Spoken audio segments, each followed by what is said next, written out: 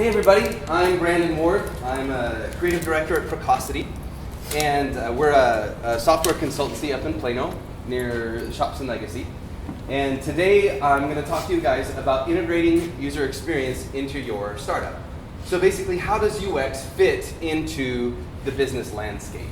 And what role does it play, and why should you care? All right? But first, you probably want to know, who is this guy? Right? So a little bit about me. I come from a long line of bitchy resting face. That's me right there. My dad, unfortunately, had more hair and was skinnier than I am at this age, and that frustrates me. I look like that right now. That's really fun.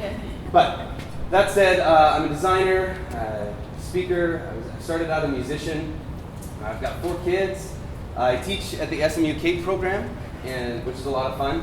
I train Kung Fu. I'm pretty happy. You can find me on Twitter at UXWard. Our URL for my company is PrecocityLLC.com, and my site is uxd.me, as in user-experience-designer.me. There's nothing there but links, so I'm too lazy to build my own website, but you can get a portfolio and stuff, which is nice. Welcome, guys. Come on in. We just got started, except you just missed my baby picture. Oh, suck. So, everywhere and everything has UX. Okay, the elevator doors, you push buttons on, the building, the maps you used to get here, the app that told you when this was, and all of that jazz. UX is everywhere. This is user experience. Okay. Oh yeah. Hey, thanks. Forgot to silence my device. Luckily, it didn't ring yesterday or anything, so I got mine silenced. So this is UX, right? How do people get in and out? When you see signs, how they're laid out, the fonts they use, the colors they use, how big is the text? That's UX. UX. Hey, doesn't it suck when your hands are really dirty and you want to turn the faucet on, but you don't want to get the faucet dirty? There's an app for that or something. But that's UX. Voice. That's UX. A great talk was given yesterday about integrating voice into your ideas. This is the epitome of UX. I am a major Nest fanboy. If you want to buy a Nest, or if you've been vacillating about buying a Nest, come talk to me. I'll sell you a bunch. I've got 3. And all their Nest Protect. I love this company, and I love the service. Google bought them. We'll see what happens. But Nest itself, they're fantastic. And they're not just great at UX. They're great at service design as well. If you don't know what service design is, that's a whole other topic. But this is UX. This is UX. This is awesome. All right? Both are experiences. One design solves one problem, the other design solves another. It's still UX. So, what are some examples of bad UX? Let's start out with an understanding of something we can all agree sucks, besides that app we all know. So, that's UX, right? Designer thought, oh, I'm going to make angles, I'm going to make something cool. And people said, nope. That's UX. Click the big red X to continue.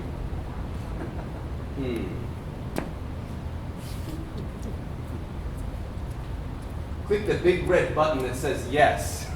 What? All right. Punch in your zip code with this keypad. What about this user flow? You start here, and then this is the next thing you do, and then you need to do something here, and then you go here, but then what you actually need to do is go here, and then you jump down to here, but then you go here. Microsoft Update needs to quit so it can update Microsoft Update. Click OK to OK. Yo, dog. Not an entrance. Which floor would you like? All right, you know your password, so give us the 2nd, 6th, and 7th characters from your password to log in. You're on a family vacation, you need to use the facilities, and there's a show. Which way do I go?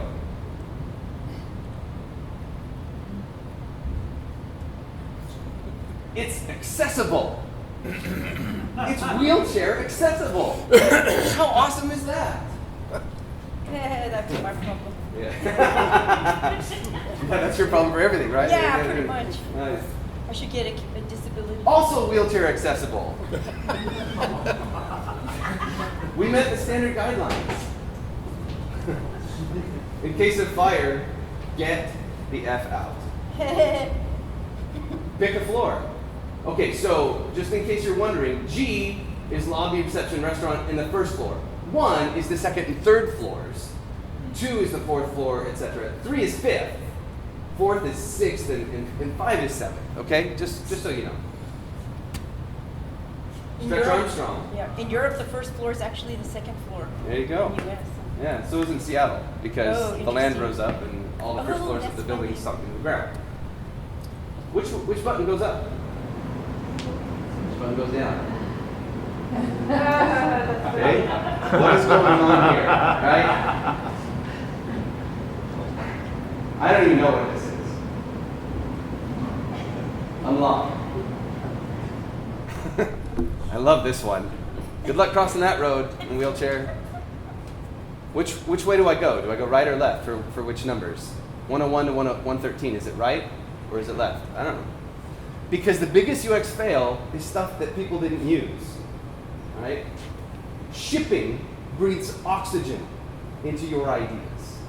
Without letting people use your thing, whatever that thing may be, it will suffocate and die. And it's better to let people use it when you're in early stages and get a sense of what's wrong, what's broken. Hey, I was going to put the lock right behind the door handle. Anybody see a problem with that? No? All right, ship it, right? Versus, hey, I'm going to build an app that gets put in an iframe that when I register for an event, it doesn't actually work. Ship it to 6,000 people. All right, it doesn't really work that way. But UX and design in general has the power to change the landscape of technology, really of every industry. That's why I think why fashion and other things are involved in this startup week, because tech changes everything. Think about your old flip phone versus the phone you have now. At one point, this was cutting edge. Think about how you used to watch movies versus how you watch them now. What about how you used to find coupons and deals versus how you do that now? Think about ka-chunk to buy something versus touching your watch to buy something, right? Think about how you used to go on road trips or find your way around Dallas versus how we do it now. I've lived in Dallas 3 years. I still use Waze every bloody day because Dallas. How did you trade stocks before? You call your broker, you wait, you hit refresh on a computer maybe, or you call your broker and say, when it gets to X, sell, when it gets to Y, buy, sell, and you'd wait at your phone, you pick it up, yeah, did it go through? And then you call, oh, he's busy, I gotta call back. Versus just setting it up on your iPad, there you go. And of course, the ultimate in the transformative technology is the combination of the spoon and the fork for the spork. By the way, these are real products that you can buy. They're made out of titanium. That spork is about $15 to $20. So what is UX? What is this thing that makes us laugh at some things and want to buy and use other things? These two brothers, Tom and Dave Kelly, said that design is about combining the empathy for the context of a problem. And we use creativity to generate insights to solve that problem in that particular context. We use those insights to analyze our solutions and then fit them accordingly to that specific problem context. At its core, guys, design merely means solving problems. I'm a designer. That means I solve problems. If you're an architect, you design solutions to the problems in front of you. If you're a fashion designer, you design problems. The problem is, I don't look hot. I need to look hot. I design a thing. Or the problem is, I need free range of motion. Anybody remember Chuck Norris back in the day in the back of magazines had a special brand of jeans? Anybody remember that? What did those jeans do? They stretched. And why did the jeans need to stretch? So you can kick. Hoorah! I can't kick very high. I do practice Kung Fu, but that's about as high as I can. Unless you were there, I could maybe do a turn kick and hit you in the head. But anybody want to try? No? Okay. So, design is solving problems. That's all it is. It's not rocket science. So first, we figure out what is the problem we're trying to solve. And then we figure out who has that problem. That's the core. Here is design process in a nutshell. We begin with a whole bunch of people that don't know anything about anything, right? These are our entrepreneurs, these are our startups, these are idea people, right? I was talking to this young guy in the fourth row here yesterday, and Jay, right? Jay and I were talking yesterday, and he said, I've got some ideas, and I want to do a thing. I want to build a thing. How many? I think we all kind of do that.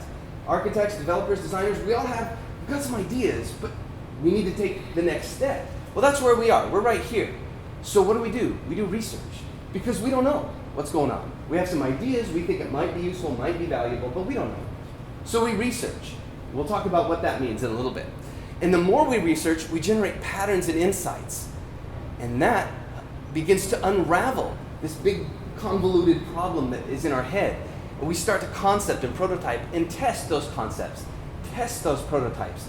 And all of a sudden the problem becomes clearer and clearer as time moves on. We gain clarity and focus. And we realize that thing we were thinking about over here, or that thing we were thinking about here, that's not really the thing. This is the thing we want to focus on. And once we know more about it, because we researched, we prototyped, we concepted, we tested, we move forward. And that's what leads us towards innovation. Remember, excuse me, innovation isn't a thing that you do. Innovation is an adjective that others apply to the thing that you did. I don't innovate, I make things. And then somebody comes along and goes, holy crap, that was innovative. Because you don't know, you think you're innovating, you think you're innovative, but obviously you think that. What you want is to solve a problem for people. And then when people get it in their hands, they go, oh my gosh, you just changed my life. How innovative. So, what will UX do for you? All right, something you need to understand. These are Reeves and Nass, and they wrote a book called The Media Equation. It's a nice thick book, required reading for cognitive psychologists and interaction designers and media designers like myself. They found that media are reality. There is fundamentally zero difference between human interaction with a computer and human interaction with other humans. When I interact with you in a conversation, I feel things, I see things, I hear things, there's context. When I interact with a computer, nothing has changed. Except for the fact that the human I'm interacting with is a jerk. Right? Error! PC load letter! Take the printer out, beat it to death. Because I have no idea what you're trying to say to me. All I know is I wanted to print something, you gave me back useless information, and now I'm angry. Right? How do I get to the store? Good question. That's a jerk, right? You don't want that. You need people to give you the information that you need. Or Sony actually did an experiment back in the day, and they had really, really nice error messages. And it made people feel a little bit better.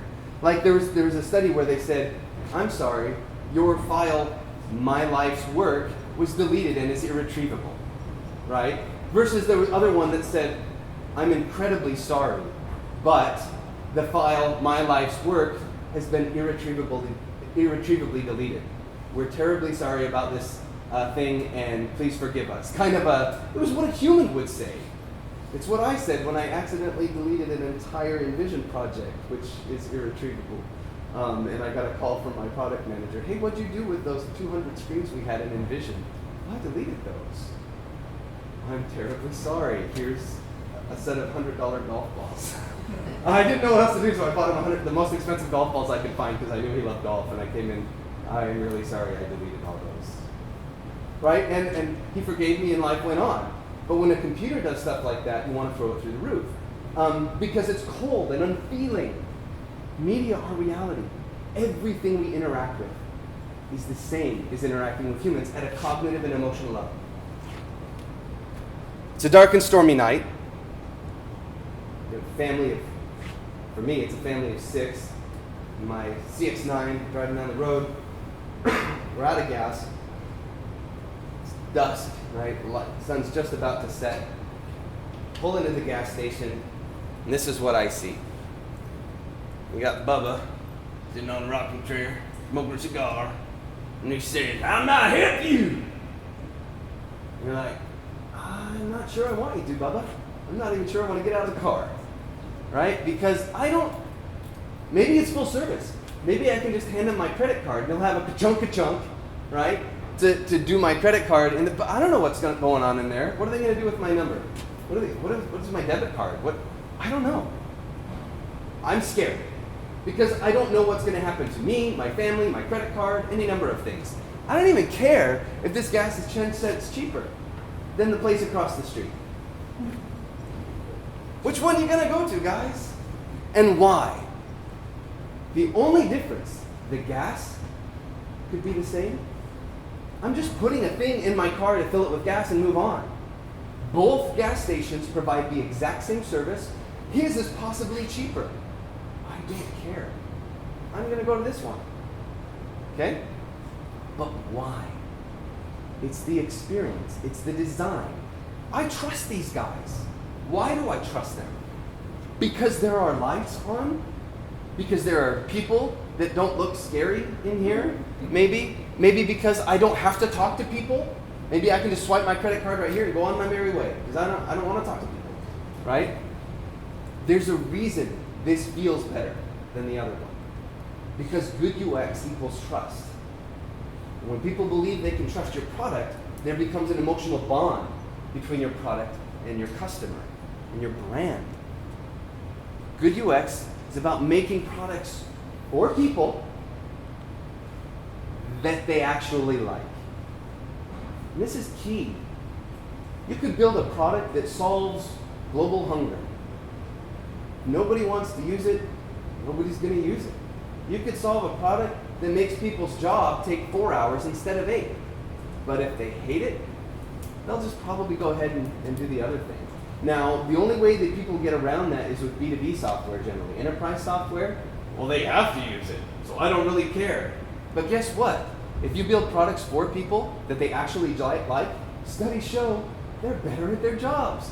They're happier at their jobs. They want to come to work. They want to do better. They want to excel. And what does that help? That helps your bottom line. That helps retain your employees. There are a million reasons why we need to invest in design. Steve Jobs said that design isn't just what it looks and feels like, it's how it works. So when we're talking about design, remember, we're talking about solving problems. We're not just talking about lipstick on a pig. We're not putting a bunch of ugly crap in the back end on a really slow API, and then at the end saying, hey designer, can you make this look pretty? That's not design. That's lipstick on a pig. That's facade, right? It's part of the overall picture, but it's only the tip, right? It's about how that thing functions. Google did a study and they found that 48% of users surveyed found that if they went to a site that wasn't working well on their mobile device, it was indication that that company just didn't care about it. It wasn't an indication to them that, wow, they didn't have time to build a mobile site. Or they didn't think, wow, this company doesn't care about mobile. They must want you to go to their desktop app. No, almost half the people thought, they don't care about me. And if the customer doesn't think that you care about them, what do you think? Why do you think that customer is going to want to care about you in your product, in your brand? You obviously don't care about them. People get it. Random people get it. My mom gets it. That's my mom. She's ready. Because great UX is about accessibility and usability and understanding people's needs at the core, right? Can everybody use it that needs to use it? You need to identify who those people are. And then, is it actually usable? Is it functional? Does it work? And does it actually solve their needs? But this actually, if you look at Steven Anderson's hierarchy of user experience needs, this only gets you halfway, right? There's a continuum from accessible, usable, and it works, all the way up to the place where you want to get, which is, I love it, and it makes me feel good, and it's a part of who I am.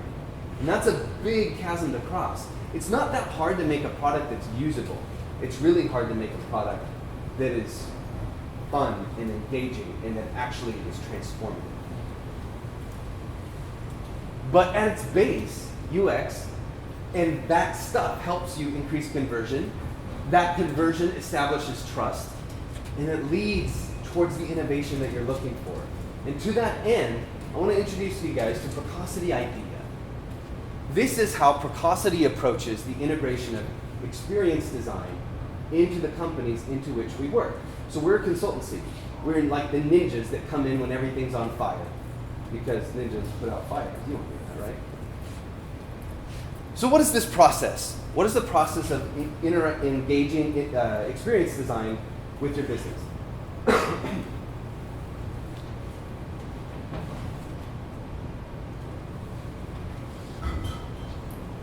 I, for idea, stands for insights.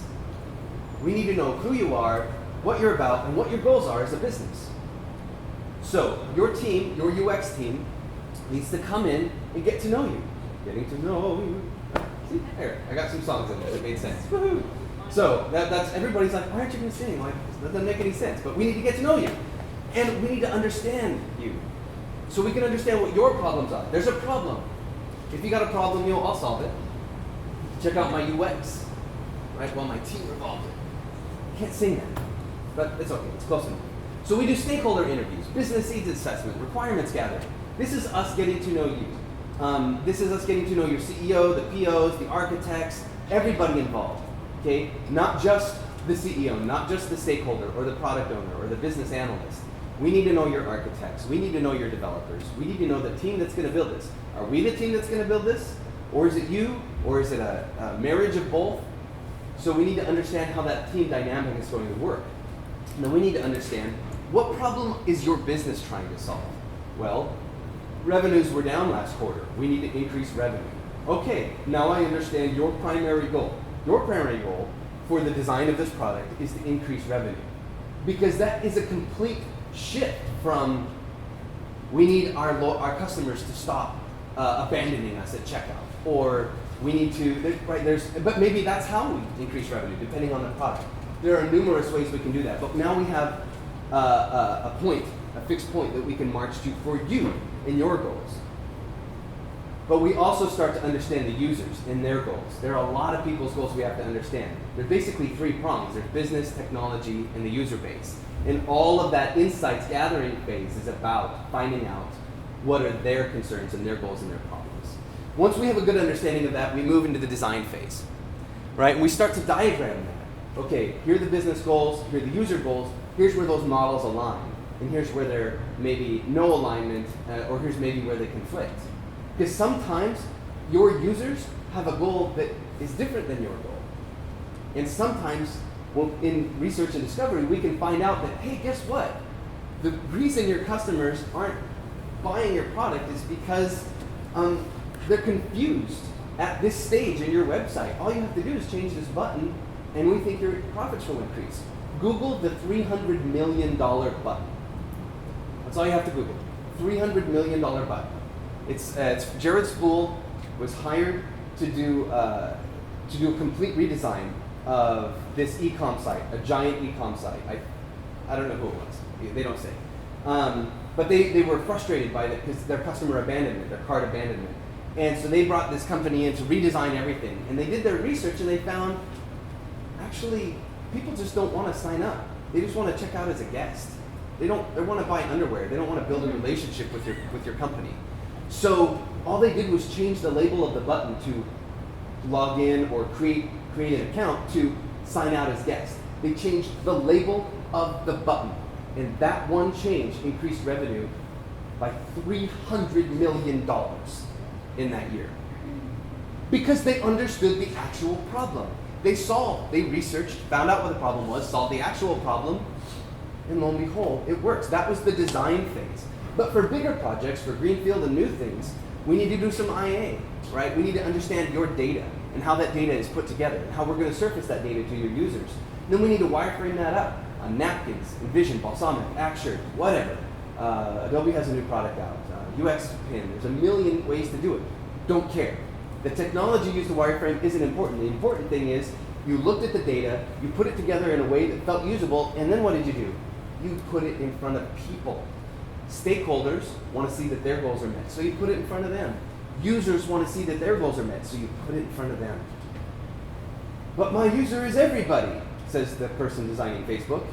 Fine, go to Starbucks and say, hey, we've got a new layout for, I mean, Facebook wouldn't do this because they have billions of dollars, but for guerrilla testing, I've done this. Go to Starbucks, hey, I've got a new app.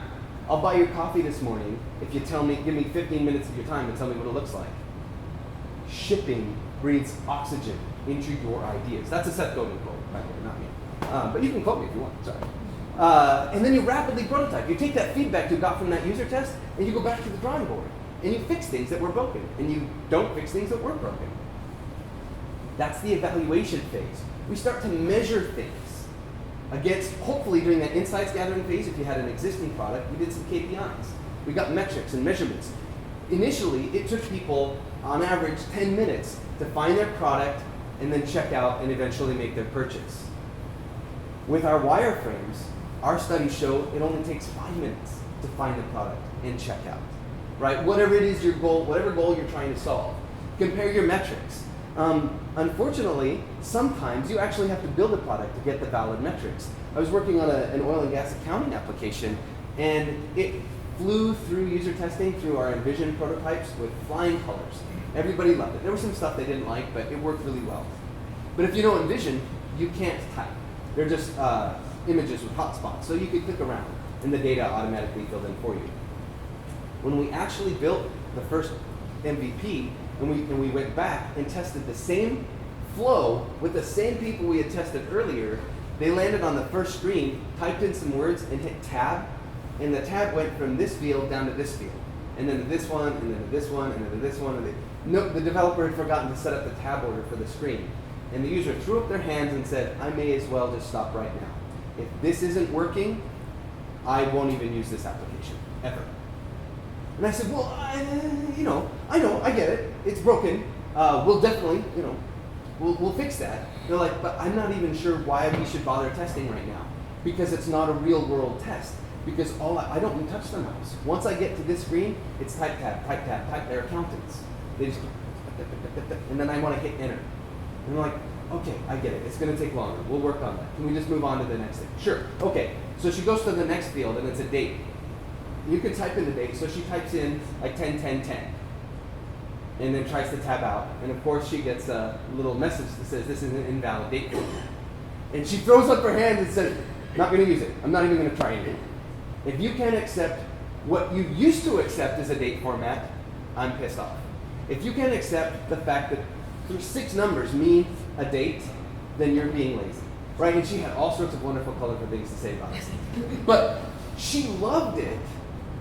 But when we actually put it in front of her, she found the little things that we knew, but didn't realize how much that was going to affect the bottom line. And you don't know until you evaluate. Prototype like you know you're right. Test like you know you're wrong. And that's this evaluation phase. Once we have some great ideas, right, these insights and design and evaluate, and then we do it. Apply it, build it, ship it. And then it feeds right back into the loop. We take that shipped product and we do research. Did we meet the goals? Did we exceed the goals? Did we fail? Where did we fail? And then we fix the design, evaluate that, and ship it again. What does this sound like to you? Hopefully, it sounds like something that you already do in your development process. So how does this help you? Who here is Agile, right? Use Agile methodologies in your stuff, right? Is that the same as Lean Startup? Lean, Agile, Lean, Scrum, kind of, yeah. Okay. So your Lean startup, they're trying to take Agile methodologies and apply it to kicking off your business. So yeah, it's a lot of the same stuff. And some of what we just talked about in IDEA, I hope it's not new to you. It's just our branded approach to this process. And it's an easy way to remember it. Insights, design, evaluate, apply. Here's the Agile process. You begin with a product backlog, and then you sit in a room and you do sprint planning, and you funnel. So here's all the stuff we need to do. Let's do some on this sprint. And then you move that into your sprint backlog, and then you do your sprint. And daily, you do your daily stand-up, and then when you're done, you demo your shippable product, and then you get feedback from that demo, and you use that feedback to apply back to the thing that you care about, right? And that moves back. If it didn't finish, then it goes back into the backlog. Or maybe it goes here, maybe it goes here, and then you're working on it in the next sprint, right? And then once you've got good feedback, then it moves on to shippable product. That's the Agile process in a nutshell. It's not rocket science. In fact, that's also the waterfall process. It's just you do it in weekly or 2 weeks sprints instead of 2-year sprints, right? In waterfall, you don't know whether it was good or bad until 2 years from now. In Agile, you know 2 weeks from now. And then you can, that's why it's Agile. It's the same process. So don't freak out if you're not familiar with Agile. It's the same process, just compressed, and it makes more sense. The idea process, the UX process, integrates like a hand in the glove with Agile. A lot of people freak out. Well, does that mean you have to do all of this research and design and evaluation and all this stuff before my developers can write code? Because I've got 4 developers sitting, hungry, ready to code right now. And if I can't give them anything to do for 6 months, then no, we have to go. No, don't worry about it. The most the UX process needs is 1 sprint in advance. We call it iteration 0, right? If you can let your designers work 1 sprint ahead of your dev team, where do you think your dev team's product backlog comes from? It comes from the UX team. We're doing research and insights and wireframing and prototyping. It's called Lean UX, right? There's Lean Startup, there's Lean UX as well. That's a book. It's a great book that talks about guerrilla testing, guerrilla wireframing, guerrilla prototyping, because in this world, we have to move fast. We don't get 6 months generally to do a thing. We get 2 weeks, right? I need my developers working on this yesterday, so maybe I can give you a sprint while they continue fleshing out the backlog. Meanwhile, architects and stuff can still be working on stuff while we're making a sprint ahead, but we do the same thing. Here are all the problems we need to solve. We're going to solve these right now, and we're going to put them into our sprint. We're going to give ourselves stories in Jira or whatever, in Trello. And then during the sprint, we work with you, right? So the developers are coding their stuff, we're designing our stuff, and we stand in the daily stand-ups with you. And we report on our progress so that in the next sprint, you already know what's coming up ahead because you heard us talking about it all last sprint during stand-up. We do our demo, we get our feedback, and if it was good, it gets pushed into your thing. So there's the insights phase, right? There's the design phase. There's the evaluation phase. Did it work? Do people like it? If so, right? Depending on what happens, it feeds back into that process, and then it moves into the apply phase, which is this whole Agile phase. Precocity idea will help you ask the right questions so you can discover what your real problems are. That helps you generate real insights and solutions for those problems, which helps you turn uncertainty into clarity and focus towards innovation, which builds trust with your people. That increases conversion, satisfaction, user longevity, stickiness, you may have heard, and brand loyalty. This is how you generate fanboys for your product. That's what we all want, right? There's a reason designers use Apple products, generally. If a designer walks in with an HP, you're like, what? It doesn't mean they're not a good designer, but there's something. There's a visceral je ne sais quoi, right, about using a product that affects you. I don't even care. I mean, I do care. OS X, I think, is bar none better than Windows. But I love this device. I love the way it feels. I love the way it looks. I love when I open it, the apple glows. That's cool. It means something to me that they took the time to do that. I also like, on my old tie book, my little arm hairs used to get caught in the seam between the bevel and the edge, and every time I lift my hands up from the screen, it would tear out hairs from my arms. Not a fan. They fixed it, right? They saw user problems. They don't do that anymore. Everything is always evolving. Find out what your users' problems are and fix them. That's what IDEA does. We make the complex clear. Here's some examples of some of the work that we do at Precocity and how we've used that IDEA process. So if any of you, thank you. So if any of you have flown out of the country and then flown back, you may have seen this at DSW. So you scan your passport, It also does retinal scans, and there's a little navigation thing here that helps you. But this is also a touch screen. So you can scan your fingerprints here, your passport here, all of that stuff without having to talk to an actual person. So I haven't been out of the country in quite a few years, and when I came back, there were lines of hundreds of people going through like 4 or 5 lines, and I had to go up to a guy who looked at my passport, look at me, look at me, went back and forth, and then he would say, you know, how long have you been, what are you doing here, that kind of thing. Well, this, retinal scan, fingerprint scan, passport scan, touch some stuff, answer the questions, and move on your merry way. And you can have n number of these. So it's funny, we did a pitch to a client two weeks ago, and we showed him through our office. We have one of these in our office to kind of show people. And he went, I just came back to the company last month. I used that. And he goes, I was so unbelievably impressed with that device. I stood back and I watched. I watched teenagers walk up and go bing, bing, bing, bing, bing, bing, and they went through in just a couple of minutes. I watched senior citizens walk up and go, tap, tap, and they went through just a little bit slower than the teenagers.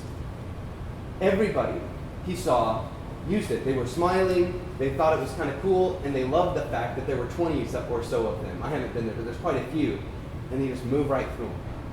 And I'm pretty sure we got that client, right? I mean, how cool is that? He just used this product, he was impressed with it. Another one that we love is this thing we did for the DFW, again DFW, but the firefighters.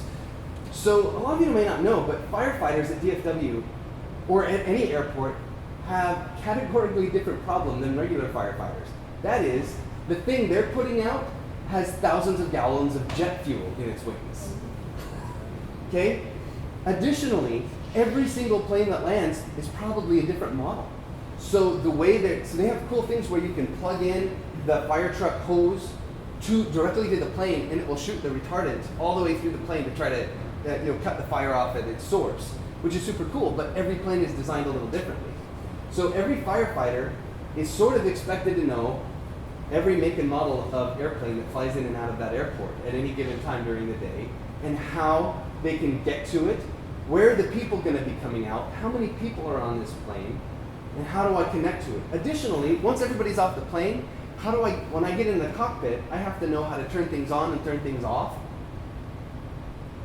Can you imagine a firefighter even the pilots don't have to know all the cockpits for all the planes. They know the plane they fly, right? So, but the firefighters have to know all of them. So we were hired by DSW to create a learning system that trains them virtually on every kind of airplane, every kind of at night, during the day. So we have these giant tables, these big custom built. They're not surfaces. They needed to be bigger, but they're giant, basically Microsoft Surfaces that are 55-inch touchscreens that they can use, and they can approach the plane. They can see the runway. They can approach it with a truck. Then they can grab the plane. They can explode it. They can see what it's made of. They can go inside the plane and see what the seats look like. Are there 2 seats and 3 seats, or is it 2, 3, 2, or how is it laid out? So I can get in there quickly. And then when they get in the cockpit, there's a virtual cockpit that they can look and move around, and then it's highlighted. Here are the switches you need to care about. And all of that, they train them on these big screens, and then in the classroom, which is super cool, they have these smaller screens. They're like these octagonal tables. I would play the video, but there's no Wi-Fi here, so I'm kind of explaining the video to you. So they can do the same thing on these touch devices while the instructor is showing them different things. Here's this airport's layout. And so firefighters from all over the world come to Dallas, and they go to DFW to get trained because we're the only people that has this. And we're the only people that have this. Yeah, sorry. And so this is also a giant touch screen. It's just a bunch of small touch panels put together on this wall. And they can do the same thing. And additionally, when the firefighters actually go out to fight the real fires, they have iPads that have all of this on them as well. So as they approach the plane, oh, this is this kind. They go to the different plane model, and then they can do all the same stuff just like they did in the classroom. And when they get in the cockpit, it shows the cockpit, and they know what stuff to turn off where. And of course, there are new technologies that you're aware of that would make that even cooler. And we're working on that as well. It's all about trying to solve the particular problem that these people have. We started 5 minutes late, so we're going to go just a little bit longer. So at Center for Brain Health, they were really struggling to explain their work outside of the scientific community. Brain, weird meat, right? It's it's hard stuff, and they were really struggling. So we leveraged some of that same giant panel technology to develop a way to help them teach their people about what it is they do. That was their problem, and that's how we helped them solve that. We have all these really cool examples. We build a lot of touch panels, but we do other things as well, accounting software and other things. But these are some of the coolest things to showcase. Hugo Boss, you know, when you bought some perfume or some cologne, you wanted to know what it did. So we had smart things on the bottom of the different things, and you could put them on the Microsoft service, and it would tell you all the stuff about that cologne or that perfume. And you can move it around and put them and see how they compared and contrasted and how people use them. So that's a customer-facing, you know, storefront app to help people interact with your product in new and interesting ways. But again, it's not all about touchscreens, but of course, those are the coolest. But we took one of our clients, this is what they were using daily for their job, 8 hours a day. And we took that and we made this. This is actually what they needed to see. What you can't see is that this is the United States. They needed to see what was going on and where, what was overdue, what was behind, what was working, what wasn't. Can you imagine going, that is this. That's the same application. But this was somebody, do it in Excel. They didn't care about the people. They didn't care about the problem. They didn't care about what they were solving. They had data, right? This actually solves the user's problems. You can also take existing things that a developer probably designed, and you actually take the same data. Sometimes it's just about moving it around, giving it a different color, typography, color, all of this stuff that designers care about. They actually mean things, and they cue users into things, and that's what a designer does, and that's what good design does for you. This is another product. This particular product, this company had about 20 or 30 different applications. They're a really big company, and all of them look different. And they had some customers that used 2 or more of these products. So they'd get one product from this company, and it would look one way. And then they'd get another product from the same company that had some overlap, but that looked radically different. There was no commonality, no consistency. So what we did is we took all of that, and we built a platform for them that took all of those different disparate applications and made them modules that all loaded in an overarching framework. So please don't say the company. Project management. Yeah, there's some of that, but again, this is accounting. Yeah, it's accounting. There's like so many, it's accounting. Yeah. Yeah, because there's so many different. Yeah. So the point is, guys, design helps you solve problems. It helps you ask the right questions so you can get to those problems. Once you know those problems and who's having them, it helps you figure out how best to solve them for those people. And then how to test and validate that you've actually done the thing you set out to do in the first place. And it creates a really meaningful and easy to follow way to integrate that into virtually any workflow. And that is Precocity idea. Thank you.